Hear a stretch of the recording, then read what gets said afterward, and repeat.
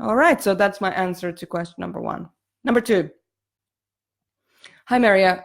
What are your thoughts on the whole notion of, inverted commas, feeling sorry for yourself?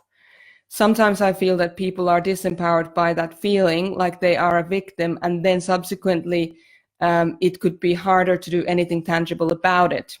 Do you think that there's a balance between feeling sorry for yourself, that's all that matters, and recognizing your pain, but still trying to take action? So yes, there is a big difference between those two. And I really observed this in myself over the last 3 to 4 months with all the fires and with the losses and things in my own life.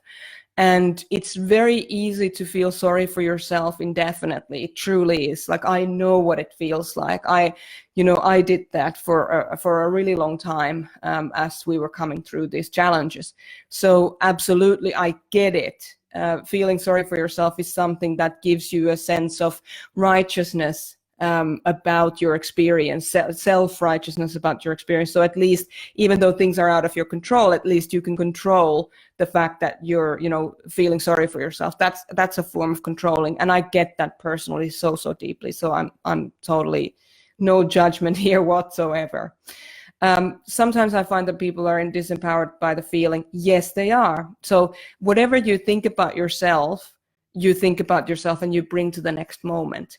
And that's why, for me, it would be like when I find myself in these situations, and I do, of course, because I'm just a human.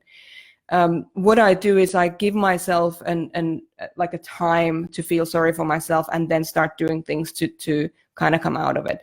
Another thing that's really good, that's been highlighted by all these fires and tragedies last year, has been, when I start feeling sorry for myself about something that's happening, I'm asking myself, is this even a big deal?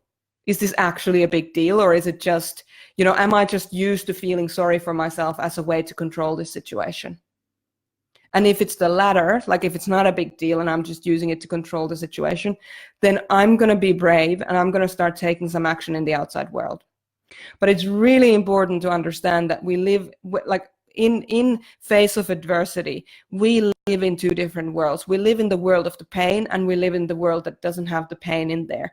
So we need to make sure that we are, in fact, recognizing that there are 2 worlds, and then making a conscious decision in which world we want to live, or do we want to live in both? If you want to stay healthy and if you want to stay integrated, I really recommend that you learn to live in both, because both realities are real. Your pain reality is real, and the reality that happens without your pain is also real. So it's very, very important to understand that. So you stay in the victim mode for as long as it serves you. That's always going to be the case. But if you're aware of the fact that you are in the victim mode and you wish you weren't, then yes, you can go out and take some action.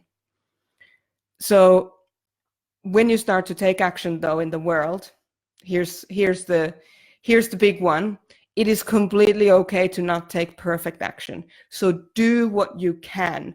When you're struggling, absolutely do what you can, and don't judge yourself for it. You're having a hard time, but take steps in the outside world.